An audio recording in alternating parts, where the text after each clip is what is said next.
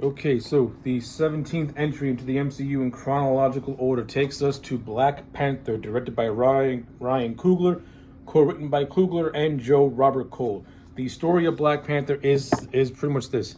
This film takes place 2 weeks after the events of Captain America's Civil War, in which T'Challa now has to pretty much assume the mantle as the king of the Wakandan nation and also assume the mantle as its protector, Black Panther, while all the while dealing with outside threats that want to invade his country. So yeah, that's the overall genesis of this movie's plot. So let's do our best. Let me do my best to illustrate what I liked and what I don't like about Black Panther, a movie that I have very strong opinions on. Now, before I get started, I want to go on record and say this. I do not hate this movie. I never really hated Black Panther as a movie. I think this movie is decent, but at the same time, my thoughts, my overall opinions and thoughts for it kind of get skewed a lot because I think this movie is grossly overrated. I think it was really overhyped, and when you actually watch it, it's really not all that special of a movie. Like this is not this is a paint by numbers superhero movie that tries to that tries to create the illusion that it's better than what it really is. This movie more or less tries to be like X-Men, but it doesn't understand X-Men. I don't think Ryan Coogler understands X-Men or the conflicts that the X-Men have to go through. That's just me personally. This movie is basically an X-Men ripoff without the nuances of it, without the nuances. So with all that being said, let's just go right into this. Let's kick it off with the positives first. The cast in this movie is very strong. I like the cast of Black Panther. I don't care for the characters, but I think the acting is really solid. I liked Chadwick Boseman in Civil War as T'Challa. I think his best character arc, to me, T'Challa's best character arc and best story was in Civil War. I think his own solo movie did him a disservice. However, I do like Chadwick Boseman. I do like the late Chadwick Boseman in the role of T'Challa. He brings a sense of, royalty and regality to the role of T'Challa. Like he comes across as somebody who is a genuine good person who wants to do the good, who wants to do the right thing as the king of his people, While at the same time also wanting to be more open to the outside world, knowing that there is fear that they could be exploited. I like the sense that sense of royalty and grace that Boseman gives the role. It's very, very reminiscent of how Christopher Reeves, portrayed Superman. Like these actors, they just fit these roles. I'm not a big fan of Marvel retiring the role. That's just me personally, but I'll get to that when I get to Black Panther 2. But in terms of how T'Challa was handled in his own solo movie, it was a mixed bag. Like he's got some good moments in it, and he also has moments I don't really care for. The things that I do like, the things that I actually do like in terms of T'Challa in his solo movie is the interactions that he has with a lot of his castmates. Like I like the bantering that he has with Nakia, played by Lupita Nyong'o. I like the fact that these two have a past history as being ex-lovers. This is not the greatest MCU romance that you'll ever see, but it was decent for what it was, and I thought Boseman and Lupita Nyong'o had decent on-screen chemistry with one another.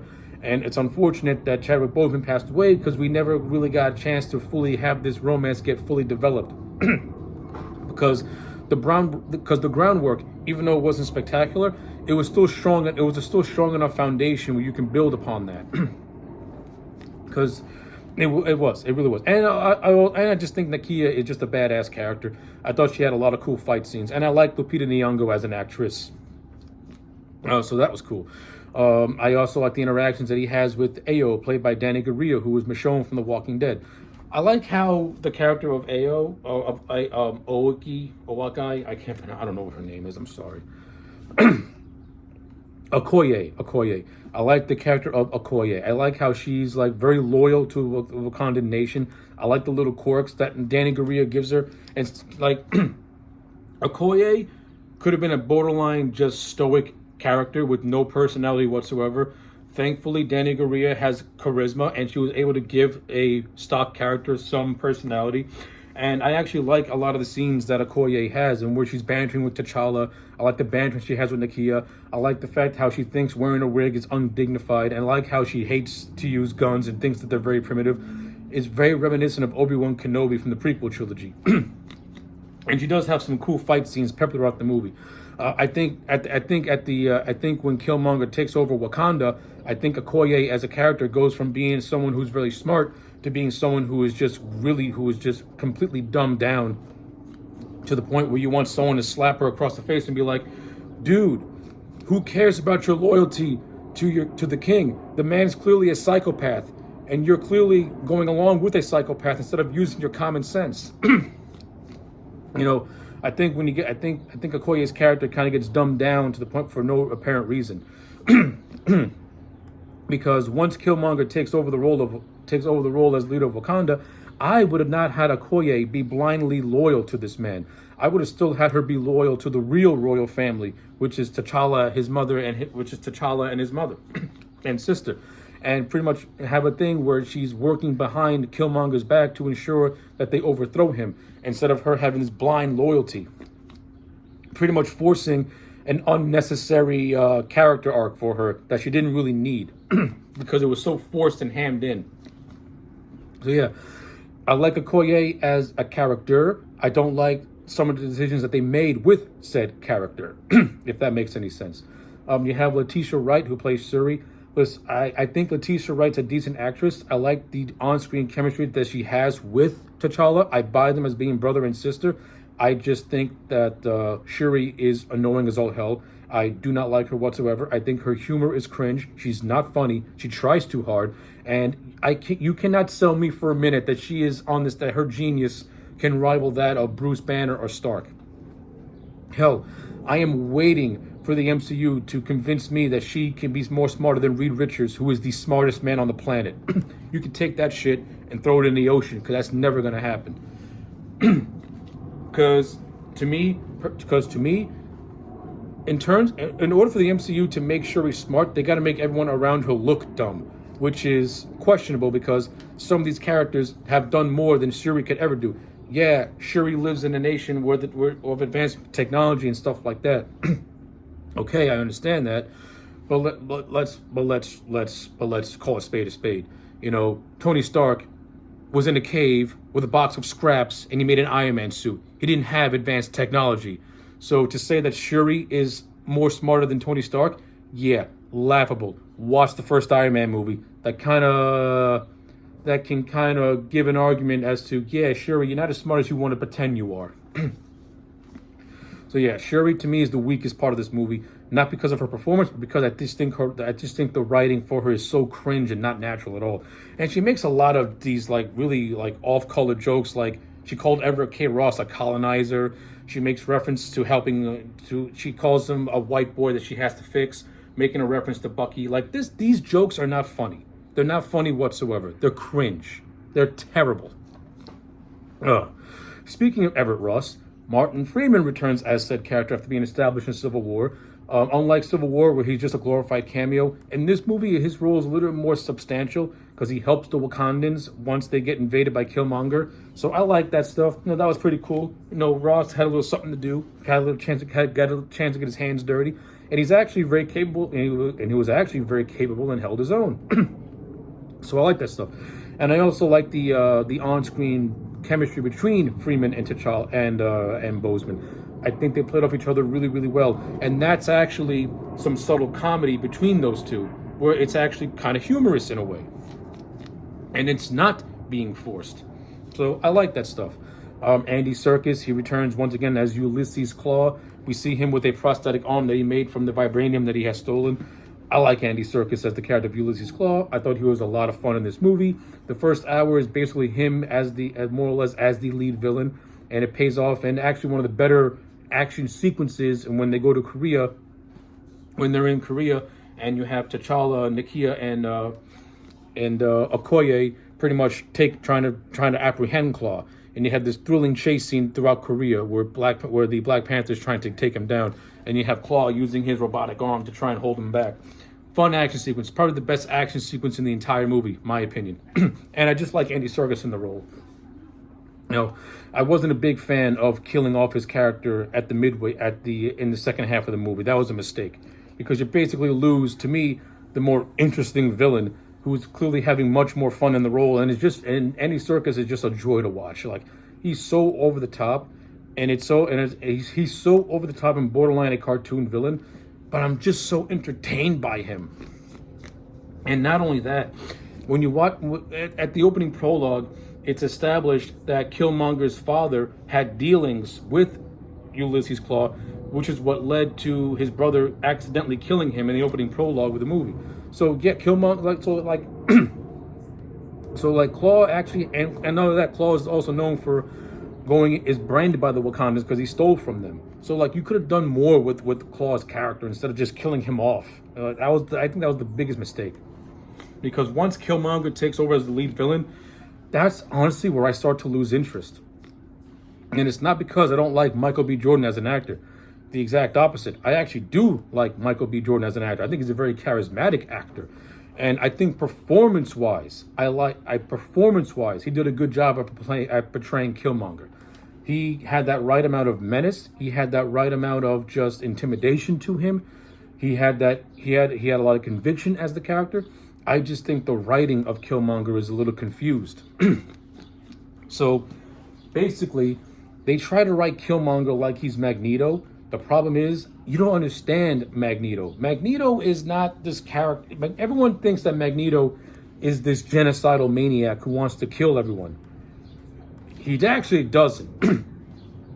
Magneto's whole thing is that he wants the human race to accept the mutants, and he's willing to do it by any means necessary. I don't understand Killmonger's motivations in this movie. Number one, when you watch the prologue, of this movie, it was the Wakandans who killed his father. It was him being blacklisted from a country that he has origins in, who did not accept him, who were not going to accept him because of that. So why does Killmonger have a hatred for the world around him? Like, why where does this guy come from saying, "Oh, I gotta help the oppressed by any means necessary"? Like, where is this motivation coming from? Like, where is it coming from? It seems so forced. It seems so forced, and it goes back to what I said earlier. Ryan Coogler does not understand this movie tries to be like X-Men, but I don't think these people understand the X-Men. Magneto was oppressed because he was a mutant, but he was also a Jew. Worse yet, he was a Jew during World War II, which pretty much he had a target painted on his back. What's Killmonger's excuse? Like, seriously, I did not get enough scenes of Killmonger being oppressed for me to give a shit about his motivations. How you should have wrote Killmonger is this. Have him, of course, you have him and Claw team up, and you have Killmonger use Claw to get him into Wakanda, since Claw has been to Wakanda and knows how to get around and to get inside Wakanda. Then you have the both of them infect Wakanda from the inside, giving Killmonger the power he needs to overthrow T'Challa and take over the nation. And then you have Ulysses, and then you have Claw and Killmonger pretty much working together to use Wakanda as pretty much use Wakanda to do whatever they want to do with it. Killmonger's motivation should be about getting revenge for the country that blackballed him and took away his family, instead of him fighting for oppression, what comes out of left field and doesn't make any sense to his character, because I don't see no scenes of him being oppressed. Well, what? The army trained you to be a killer? I'm supposed to feel sorry for you? Fuck you. I don't give a shit. You chose to go to the army to become a killing machine, and you want me to care? Give me a break. That's why I think Killmonger is a terrible villain, because his motivations are so confused, and I don't get a sense that he was ever oppressed. And this movie hinges on the fact that he's fighting for oppression, but I don't see it because I didn't see nothing of him facing any struggle. Hence why whenever he gets compared to Magneto, I make the argument, okay, Magneto fought oppression. He was oppressed. What oppression did Killmonger have? The Wakandans killed his family. Yeah, I think Killmonger as a character sucks. Don't like him at all. I think he's the least of the he's not my favorite Marvel villain. Vulture from Spider-Man Homecoming is better than this guy. So yeah, that's my thoughts on Killmonger. I think he's the weakest aspect of this movie as a villain because I just don't like him. Claw to me is a better villain because at least Andy Serkis, at least the character of Ulysses Claw, has more of a deeper history with Wakandans that goes back to T'Challa's father, with him stealing vibranium, invading the country, and stuff like that. So yeah, that's my thoughts on that. I also like these other things that are in this movie as well. Like, I like some of the tribes that are in this movie, like the Jabari tribe, with my boy M'Baku, played by Winston Duke. M'Baku does not get enough screen time in this movie. Winston Duke is awesome. I like Winston Duke as an actor. I liked him in this movie. I like the first initial scene where he challenges T'Challa and nearly beats him, and I like how he comes at the end of the movie when he forms an alliance with T'Challa's mother and sister. This movie did not have enough M'Baku, and that's a shame because M'Baku is one of my favorite characters in this movie, and M'Baku actually has the best lines and the best jokes in this movie. So yeah, if you want the better handled jokes, come from M'Baku, my opinion only. And I think Winston Duke gives a lot of charisma to the character, and he has a physically imposing presence as well.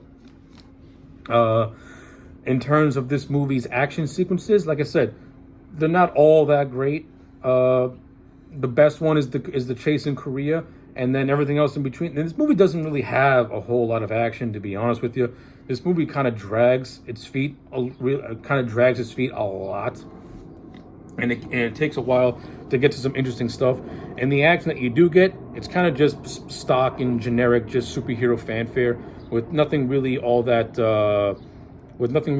spectacular to it. Like I said, the one really cool one is the scene in Korea, and maybe the final battle in the third act where T'Challa and Killmonger are having their battle.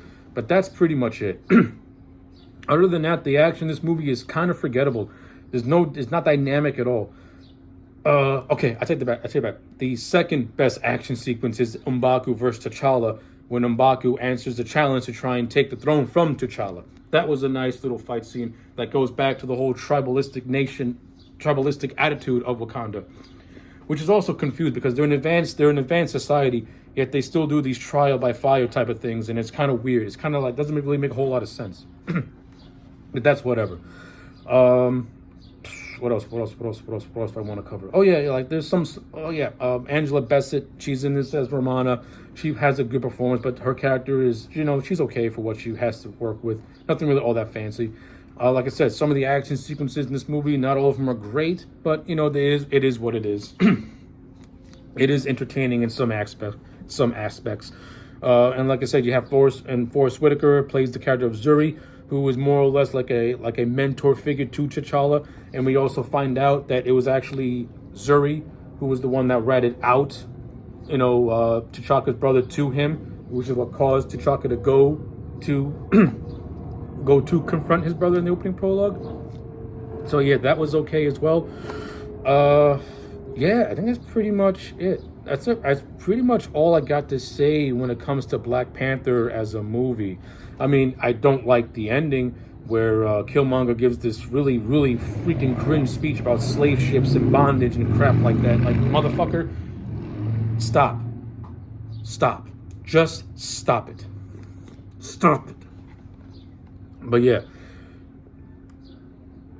I do like the scene of T'Challa showing sympathy and empathy for Killmonger by taking him to see the Wakandan sunset, because it was something that was always told to Killmonger as a kid that kind of gave him hope in life.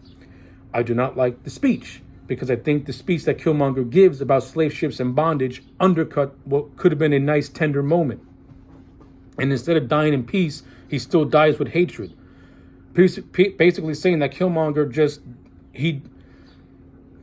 it basically says to me that Killmonger lives by the sword and dies by the sword with no redemption at all in death.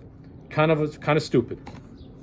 And then you get to the mid-credit scene where, T'Challa goes to the United Nations and says that he's going to open up Wakanda's borders. And then you get to the post-credit scene where we see Bucky, who at the end of Civil War was in Wakanda being deprogrammed, and we see him at the end with Shuri as they continue the Hydra deprogramming of Bucky's mental state. So yeah, hopefully this review was coherent enough, and I got pretty much all my thoughts across on how I really feel about Black Panther. At the end of the day, I think this movie is fine. It's a 6 out of 10. It's not the most dynamic movie ever. It's okay for what it is. I think this movie was grossly overhyped. I still think it's overhyped because it really isn't as good as everyone wants to claim it out to be. This movie is at least a 6 to a 6.5 out of 10. Nothing lower, nothing higher. So yeah, those are my thoughts on Black Panther. Let me know yours in the comment sections down below. Like the video and subscribe, and I'll check you back next time for more.